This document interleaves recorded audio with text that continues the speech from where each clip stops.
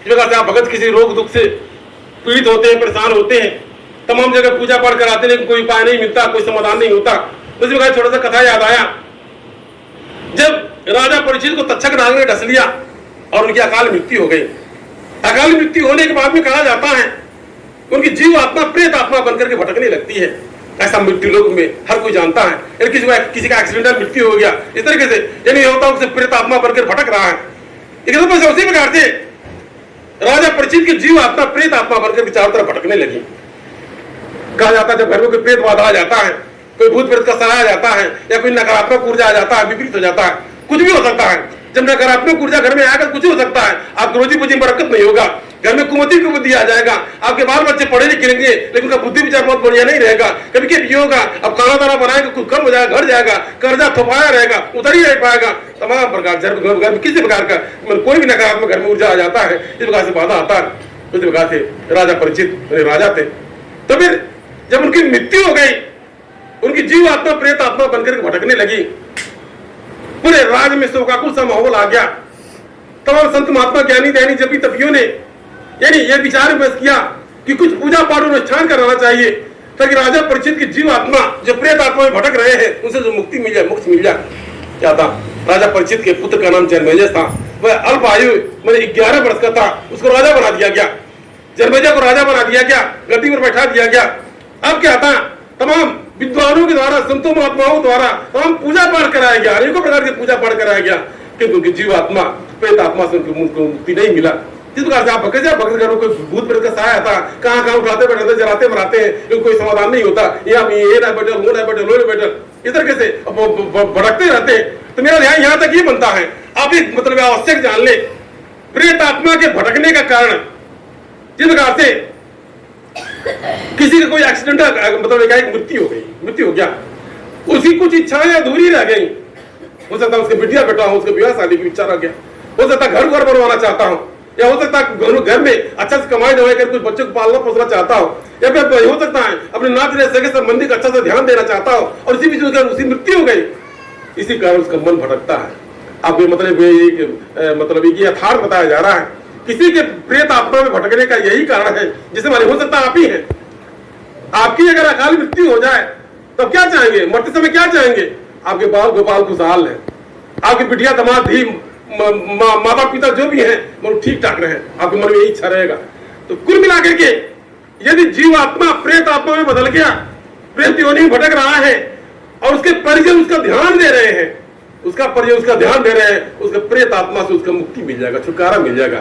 क्योंकि जिस कार्य को लेकर के वो भटका था, जिस कार्य को लेकर दुखी था, परेशान था, उसकी इच्छा की पूर्ति हो रही होता, तो उसका बिटिया बेटवा उसकी बिटिया बेटा पालन बहुत अच्छा से कर रहा है, उसकी आत्मा को शांति मिलेगा, वो भटकाट खत्म हो जाएगा। ये तो हो सकता है उसकी जो इच्छा की पूर्ति नहीं हो पाया था, उस इच्छा को लेकर के भटक रहा था, आप उसकी इच्छाओं की पूर्ति कर दिए, उसी में उसके मन को शांति मिल जाएगा, ब्रह्म भटकाट खत्म हो जाएगा, उसका मतलब उसका जन्म हो जाएगा।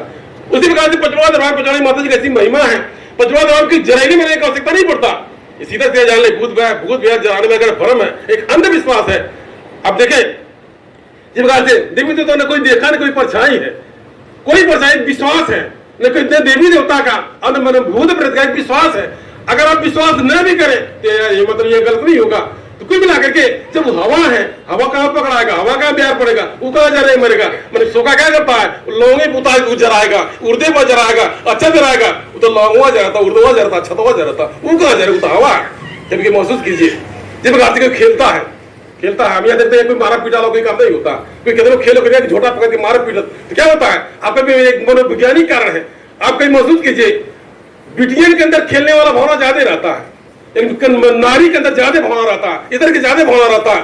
तो क्या होता है जब गलत पकड़ के झोटा इसी लपेट लेगा, खूब बढ़िया उंगली लपेट लेगा, और जब बार पकड़ा तो जयबू कहा तो चल पो भूतवा बार राय पकड़ाइल माने ये बार पकड़ाइल बा, ओके पीड़ा होता, ओके चोट लगा था, हल्दी प्याज ओके लगी, ओके भूतवा को नहीं लगी। ये मत भरम है। इस तरीके से हमारे अंधविश्वास में भक्त को नहीं भड़काया जाता। कहने मतलब थप्पड़ मत के मारो, उस शरीर भूतवा कहाँ लगेगा, तो उसको शरीर जाके लग रहा है, अंधविश्वास है। ये मेरा मार्गदर्शन किया जाता है कि आप भ्रम भड़काहट में न भटके। एक समस्या लोग जराते मराते हैं, या जराने में कार्य नहीं होता।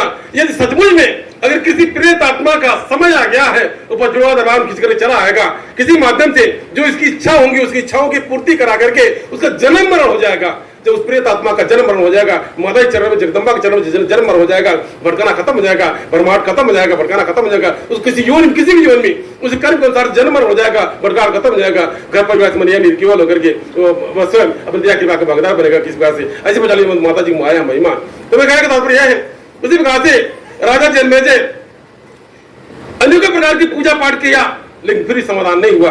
पूजा पाठ करते करते थक गया, हार गया। कैसे आप भक्त करते, मतलब क्यों बटला नहीं बा, जब आपकी समस्या का समाधान नहीं होता, ऐसा लगता है कि आप क्यों बटला नहीं बा, क्योंकि धरती बटलने में आपको उबार सकता है, आपको छां दे सकता है, सड़ दे सकता है। उसी प्रकार से राजा जन्मेजय जो है मतलब उसके मन में आ गया कि मतलब व्यास जी से कहा, अभी आपने तमाम भगवान का पूजा कराया, सबको भगवान कहा जाता, भगवान ब्रह्मा, भगवान विष्णु, भगवान शिव, मतलब भगवान गणेश, भगवान, सबको भगवान कहा जाता।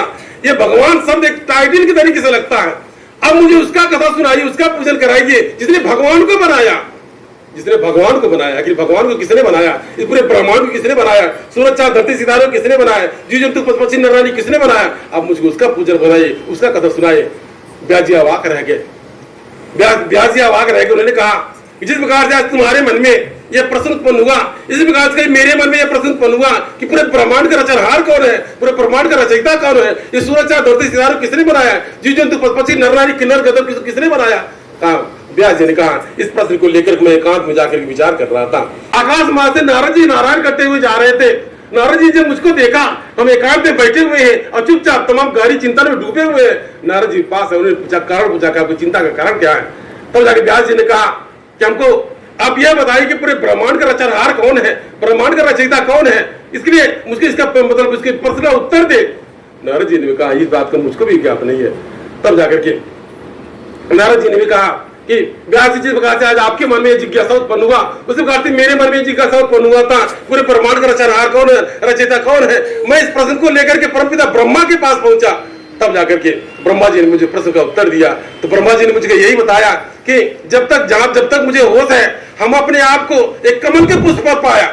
आप देखते होंगे कमल पुष्प पर ब्रह्मा जी हमेशा विराजमान रहते हैं, हमेशा मतलब उनके श्री विष्णु के नाभि से कमल का पुष्प जाता है, उसमें विराजमान रहते हैं। तो ब्रह्मा जी ने नारद जी से बताया कि नारद, ये मुझको भी ठीक से ज्ञात नहीं, किंतु जितना जहां तक मुझे ज्ञात है, जब मुझे होश संभाला, हमने अपने आप को कमल पुष्प पर पाया। अब मेरे ध्यान से वो जगदम्बा रचनहार है, जगत जननी जगदम्बा महामाया की भक्ति करने से मानव की मुक्ति है, मोक्ष कल्याण है, सदगति है, हर से सब कुछ जगदम्बा महामाया के चरण से है। इसलिए तब जाकर के उनके वचन को सुनकर के स्वयं राजा जन्मेजय को जगत जननी जगदम्बा महामाया का पूजन कराया गया। विधिपूर्वक जगदम्बा महामाया का पूजन हुआ, उन्हें कथा श्रवण कराया गया। जगदम्बा महामाया दयाल हो गई, कृपाल हो गई।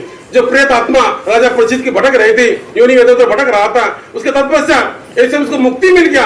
जगदम्बा की महामाया कृपा उनको जन्म मरण हो गया, उनको मुक्ति मिल गया, उनको मोक्ष मिल गया, उनका कल्याण हो गया। ऐसा श्रीमद् भागवत कथा वर्णित है। तो कहने का तात्पर्य है, पंचमहाराज माता जी की ऐसी माया है, ऐसी महिमा है। किसी प्रकार से अगर आप दुखी परेशान है, भटक करके दरबार में आए हुए हैं, आपको पंचमहाराज माता जी ने अगर बुला लिया है, तो आप भक्तजन बड़ी श्रद्धा से, बड़े भाव से, बड़े भक्ति पूर्वक यहाँ पर जो बताया जाता है उसको मानिए। आपके कल्याण के लिए, आपका कल्याण हो जाए। आप कहीं से भी आए, आपका कल्याण हो जाए। किसी रोग से, किसी कष्ट से, किसी दुख से आप पीड़ित है, आपका कल्याण हो जाए। आपका घर पे सद्बुद्धि आ जाए, रोजी रोजी बरकत हो जाए, आप घर में लक्ष्मी का वास हो, कोई नकारात्मक ऊर्जा या भूत प्रेत है उसका घर से दूर भाग जाए। ऐसा मेरे तो ध्यान रहता है। इसलिए भक्तों को समझाने का प्रति किया जाता है। तो मैं कहने का तात्पर्य था, जो माता श्री दुख निवारण सत्संग आप भक्तों की कल्याण के लिए, आप भक्तजन सुन करके समझ करके उसको मान कर चलने का प्रति करेंगे। ब्रह्म अज्ञानता अंधविश्वास मन को मुक्त करके जगदम्बा माँ में चरण में लगने का प्रति करें, ताकि जगदम्बा माँ पर दया कृपा प्रदान करे और आपको सद्बुद्धि है और आपको कल्याण है।